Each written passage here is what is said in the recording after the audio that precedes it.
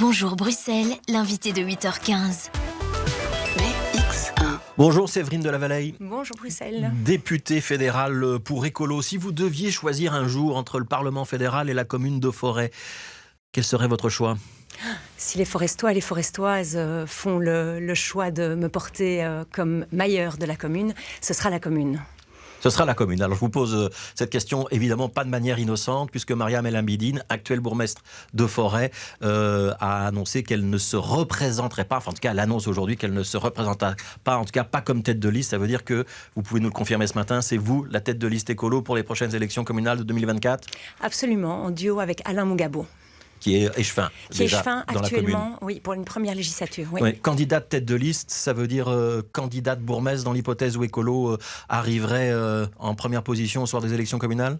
Oui, absolument. On a le majorat actuellement. On a un bilan significatif à défendre et à poursuivre. Et donc, c'est bien comme candidate bourgmestre que je me présente. Ça veut dire avec l'envie d'être bourgmestre. Avec l'envie et la détermination et la joie à l'idée d'être bourgmestre. Ouais, et ça veut dire que vous êtes prête à abandonner les grands débats du Parlement fédéral sur les grands débats de société, les projets de loi qu'il faut amender, les débats budgétaires pour vous consacrer à la gestion de votre commune. Vous êtes prête à faire ce grand saut ? Ce qui se passe, c'est qu'en étant conseillère communale, j'ai la confirmation de ce que je savais déjà, c'est que la commune est à la fois la première ligne et le dernier rempart des besoins des citoyens et des citoyennes. Et les liens sont permanents entre les grands enjeux de société, comme vous dites, et les réalités concrètes des citoyens. Donc je n'ai pas l'impression que ce soit une brisure entre les deux, c'est continuer mon projet écologiste, c'est continuer ma préoccupation pour les citoyens, un autre niveau de pouvoir, mais qui est passionnant. Oui, mais la commune, c'est aussi les difficultés de financement, les projets d'aménagement qui se heurtent aux réticences des habitants, les problèmes de sécurité avec la zone de police locale. C'est pas un job de tout repos, vous êtes prête à le prendre ? Absolument, oui, je suis à bonne école, je vois des bourgmestres qui travaillent très très bien et donc je pense qu'il faut que quelqu'un le fasse et la gestion a toujours été quelque chose de très important pour moi et donc la gestion d'une commune ne me fait pas peur. Ouais, la tête de liste logique, en tout cas celle à laquelle on s'attendait, c'était Mariam El Hamidine qui a pris le fauteuil de majorat à la suite de la démission de Stéphane Roberti. Le fait que Stéphane Roberti ait fait un pas de côté, que Mariam El Hamidine ne souhaite pas continuer dans ce fauteuil de bourgmestre, ça indique que la charge est lourde, très lourde à Forêt ou pas ? La charge est lourde dans toutes les communes. On a pu constater qu'il y a eu une étude qui a été faite sur le blues des bourgmestres aussi au côté wallon. C'est pas spécifique à Bruxelles. Je pense que dans toutes les communes de notre royaume, on sait à quel point c'est difficile. Les communes sont en première ligne pour répondre aux besoins criants des populations avec des moyens trop limité. Et donc oui, le défi est énorme pour les communes et c'est épuisant, je pense réellement que c'est épuisant, mais c'est en même temps très gratifiant de pouvoir concrètement changer la vie des gens. Ouais, Stéphane Roberti, Mariam El Hamidine, vous vous inscrivez dans leur continuité ? Oui, absolument. Ce sont des écologistes qui ont changé le visage de Forêt et c'est bien dans la prolongation de leur travail de protection des citoyens et d'amélioration de la qualité de la vie de chacun et chacune que je vais m'inscrire. Ouais, Mariam El Hamidine, elle sera quand même sur la liste, elle poussera la liste, vous pouvez confirmer ça ce matin ou pas ? Absolument. Donc c'était son choix difficile, sa décision difficile de ne pas se représenter, mais c'est évidemment pas une rupture avec Forêt, c'est évidemment pas une rupture avec les écologistes et elle nous fait le plaisir et l'honneur de pousser notre projet et de rester avec nous. Oui, ça veut dire qu'elle pourrait quand même être échevine dans la prochaine législature ou c'est terminé ça ?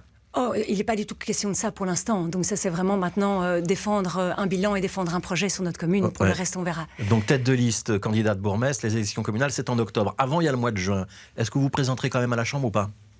Les appels à candidature ne sont pas organisés pour l'instant. Ouais, ça ne répond pas directement à ma question. Non, ça... mais parce que la question ne se pose pas du tout pour l'instant. Maintenant, je suis concentrée sur terminer mon mandat de parlementaire fédéral qui me tient à cœur, qui est le fruit de 20 ans de militance et de travail sur les enjeux de l'écologie politique, et avec maintenant un focus pour mener Forêt au majorat. Oui, mais ça pose quand même la question du cumul, Séverine de la Vallée. Habituellement, à Écolo, on dit qu'on n'aime pas le cumul. Et donc, on ne cumule jamais. Oui. Non. Mais donc, ça veut dire que vous serez quand même candidate à la Chambre, quitte à démissionner si vous êtes élu quelques mois plus tard ou pas ?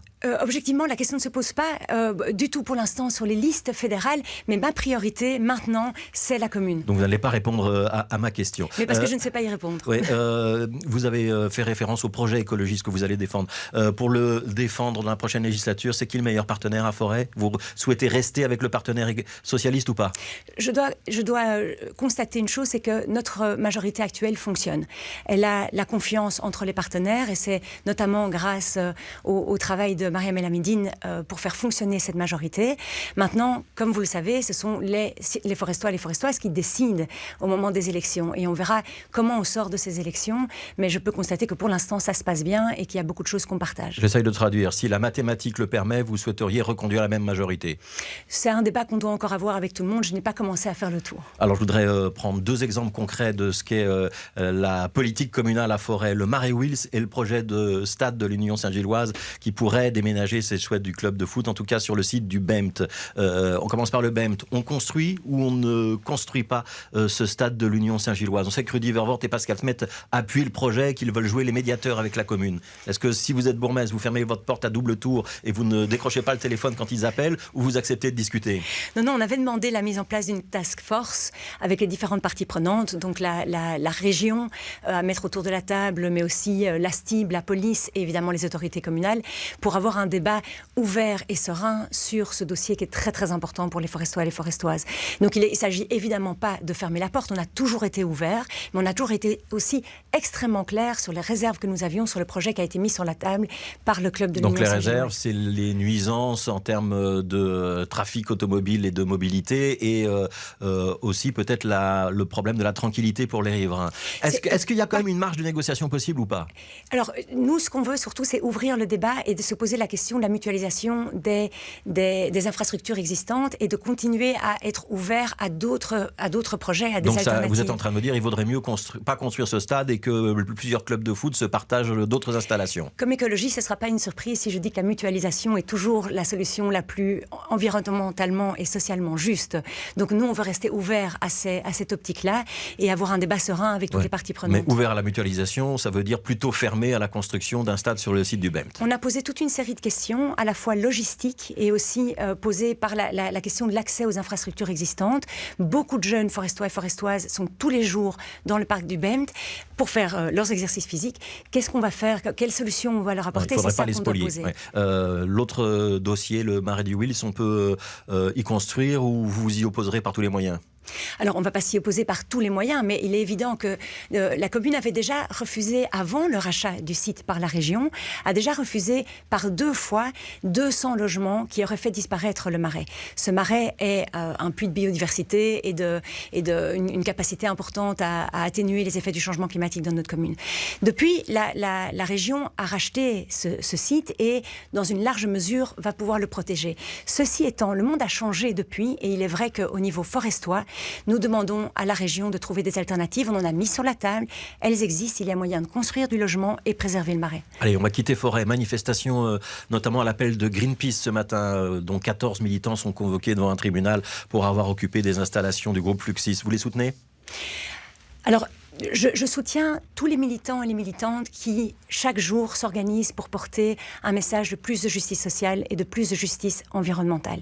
Et on constate que, sur ces dernières décennies, la criminalisation des mouvements sociaux augmente. Pas que en Belgique, partout dans le monde, partout en Europe, mais aussi en Belgique. Il y a un narratif anti-militant, anti-syndicaliste, qui est en train de s'installer dans l'imaginaire politique. Et donc, à ce titre-là, je suis excessivement préoccupée et inquiète de ce qui se joue aujourd'hui. Oui, ça veut dire que vous ne voterez pas le projet de loi proposé par Vincent Van Quickenborne, ministre de la Justice, s'il n'est pas sérieusement amendé. J'ai bien traduit? Oui, ça a été dit. Ça a été dit par Jean-Marc Nollet, ça a été dit par ma collègue Claire Hugon à la Chambre, qui travaille tous les jours à améliorer le texte. On ne peut pas, comme écologiste, soutenir le texte tel qu'il est rédigé aujourd'hui. Oui, la pause environnementale suggérée par Alexander De Croo, mais aussi par le président français Macron, vous allez également vous y opposer au Parlement fédéral?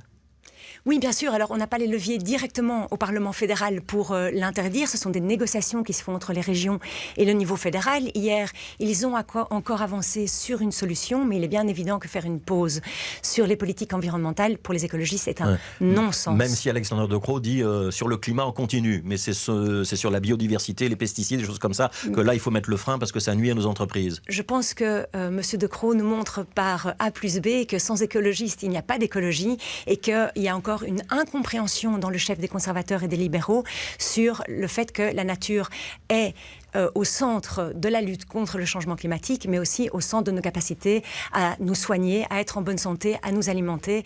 Et donc c'est aberrant comme vision de l'avenir. Séverine de Lavelaye, merci. On retiendra donc que vous êtes candidate bourgmestre et candidate tête de liste pour Écolo aux prochaines élections 2024 à Forêt. Un mot sur votre choix musical, c'est Joycey, Didn't Knock. Pourquoi ce choix ? Donc c'est un duo de femmes bruxelloises qui font de la musique qui est reprise un peu des courants R&B et qui déconstruisent les codes machistes. Et cette chanson-là, ça a été une réaction à la loi de M. Franken à l'époque sur les visites domiciliaires. Et je trouve que c'est un beau signal pour commencer cette journée. Et on l'écoutera juste après la pub.